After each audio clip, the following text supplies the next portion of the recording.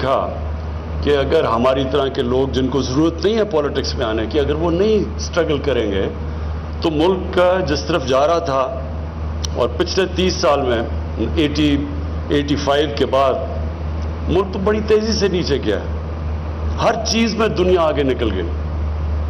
بنگلہ دیش جب بنا تھا تو مجھے ابھی بھی یاد ہے کہ لوگ ڈرائنگ رومز میں کہتے تھے کہ جی بڑا بنگلہ دیش کا بوجھ پڑا ہوا ہے ویسٹ پاکستان پہ، علیحدہ ہوگا تو ہم تیزی سے آگے بڑھیں گے. بنگلہ دیش بھی آگے نکل گیا. ہندوستان جس کو ہندو ریٹ آف گروتھ کہتے تھے 80s کے اندر، وہ آگے نکل گیا. میں کرکٹ کھیل کے ہندوستان سے جب پاکستان آتا تھا تو لگتا تھا کہ غریب ملک سے امیر ترین ملک میں آ گئے. میں نے کبھی اتنی غربت نہیں دیکھی تھی جو میں نے ہندوستان میں دیکھی تھی. یہ سارے ملک ہمارے سے آگے نکل گئے. اور میں آپ کو ایک چیز، ایک وجہ بتاتا ہوں کہ اس کی وجہ کیا تھی. اگر آپ باقی سارے سمپٹمز ہیں ایک چیز کی نہ ہونے کی وجہ سے، رول آف لا. جو بھی قوم آگے بڑھتی ہے ادھر قانون کی حکمرانی ہوتی ہے. جو بھی بنانا ریپبلکس ہوتی ہیں وہ وسائل کی کمی سے نہیں بنتی.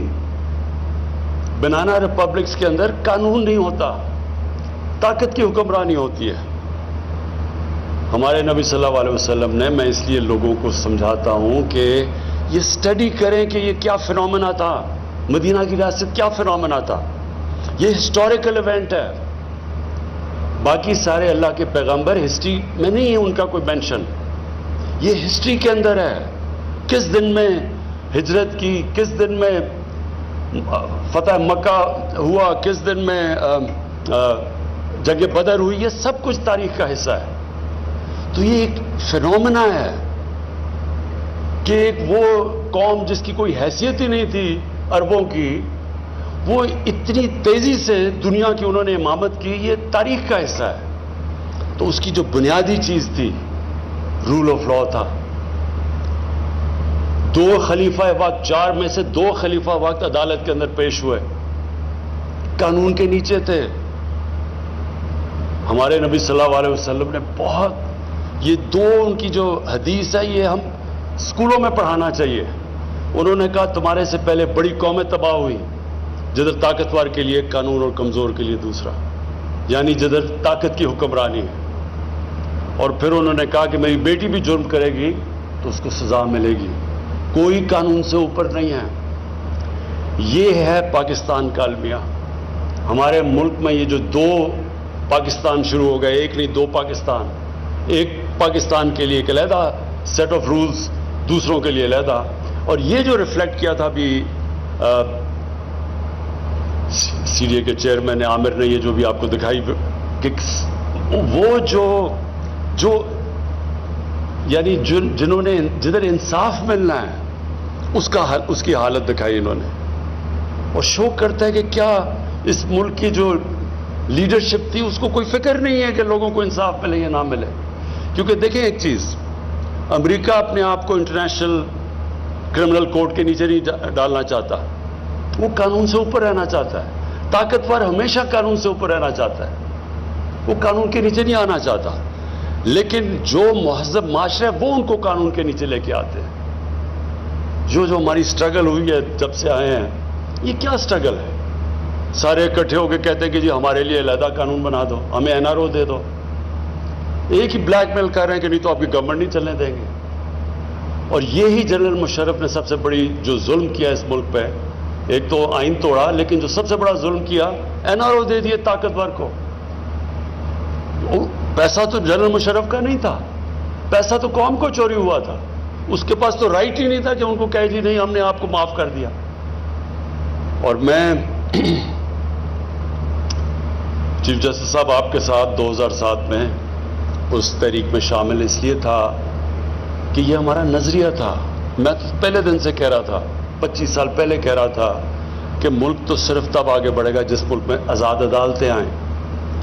اور جب اتنی وہ سٹرگل تھی، اور وہ ایپک سٹرگل تھی، کیونکہ مجھے بڑا فخر ہے کہ ہم اس سٹرگل میں ہم نے شرکت کی، اور جو وکلا نے قربانیاں دی اور جس طرح وہ سامنے آئے، وہ بڑی زبردست سٹرگل تھی. وہ ایک ڈیموکریٹک سٹرگل تھی. وہ in fact struggle rule of law کی تھی. کہ ایک ملٹری ڈکٹیٹر کو کہہ رہے تھے کہ آپ یہ نہیں کر سکتے کہ جج کو, چیف جسٹس کو اس طرح آپ اس کو ہٹا نہیں سکتے.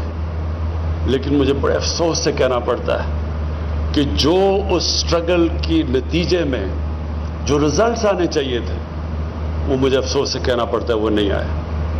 اور وہ ایک اور کہانی ہے کہ وہ جدھر وہ اس نے جانا چاہیے تھا وہ نہیں گئی.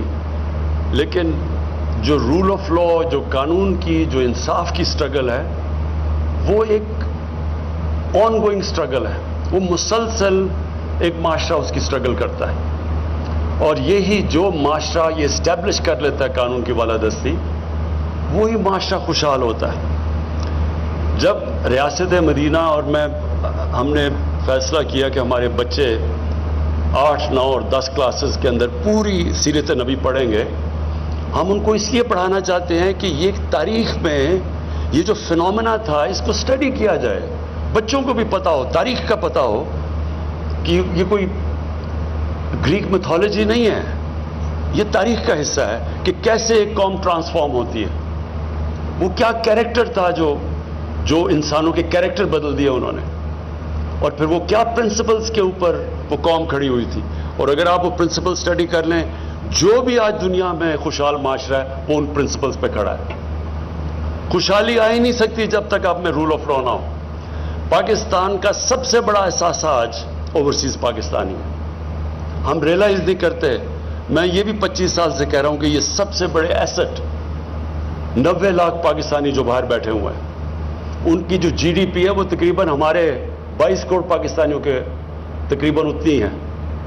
ان کے جو ڈالرز ہیں ان کو پاکستان کی ضرورت ہے. یہ پوچھے وہ کیوں نہیں آتے پاکستان میں ڈالرز؟ وہ بیچارے ایک پلاٹ لیتے ہیں, جا کے پیسہ کماتے ہیں, ایک پلاٹ لیتے ہیں, 1-2 سال کے بعد واپس آتے ہیں, اس کے اوپر قبضہ ہو جاتا ہے. اور قبضہ کیوں یا قبضہ گروپ فلرش کر رہے ہیں؟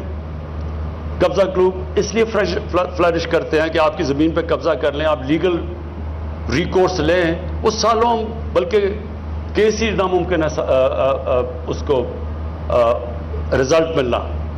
تو جب آپ کو انصاف نہیں ملتا تب پھر طاقتور یہ جو قبضہ گروپ ہیں یہ پھر پریویل کرتے ہیں اس سوسائٹی میں. انگلینڈ میں کیوں نہیں قبضہ گروپ؟ میں ساری 18-19 سال گزارے ہیں وہاں. کیوں نہیں یورپ میں قبضہ گروپ؟ کیونکہ وہاں قانون ہے.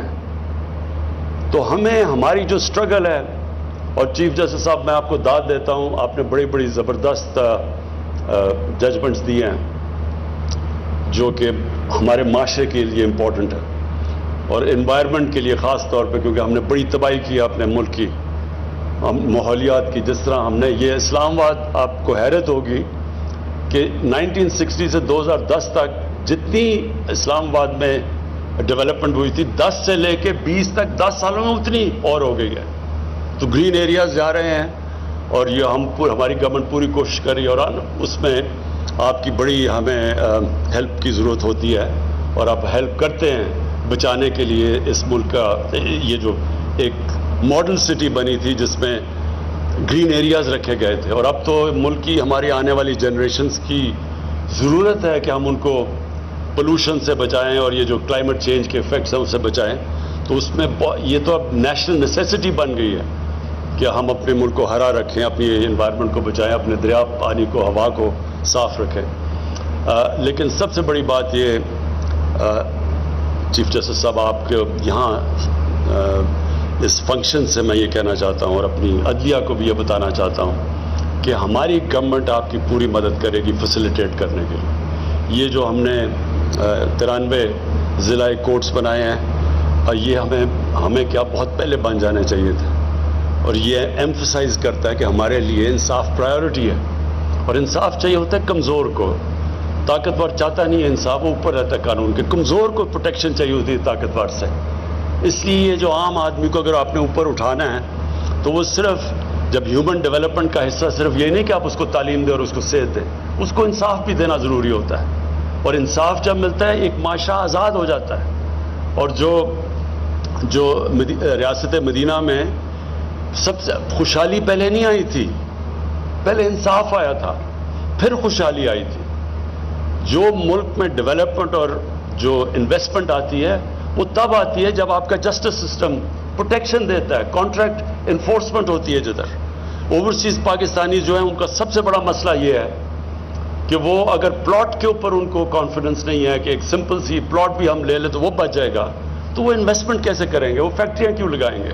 تو ہمارے راستے میں یہ بہت بڑی رکاوٹ ہے, اور اس لیے آپ ہمارے سے پاکستان کی عدلیہ کو میں نے کہنا چاہتا ہوں کہ ہم انشاءاللہ پوری طرح آپ کے لیے ہر قسم کی فیسیلیٹیشن کریں گے. یہ ایک اسلام آباد میں بھی پہلا سٹیپ ہے, لیکن اور بھی جب بھی آپ کو گورنمنٹ کی ضرورت پڑے, ہم اس کو یہ نہیں سمجھتے کہ یہ کوئی ہمارا پہلے باقی پیسہ خرچ کریں اور پھر اینڈ میں جو پیسہ بچ جائے وہ جسٹس سسٹم کو دیں. ہم سمجھتے ہیں یہ پرائرٹی ہے, اس کی وجہ سے پیسہ آتا ہے.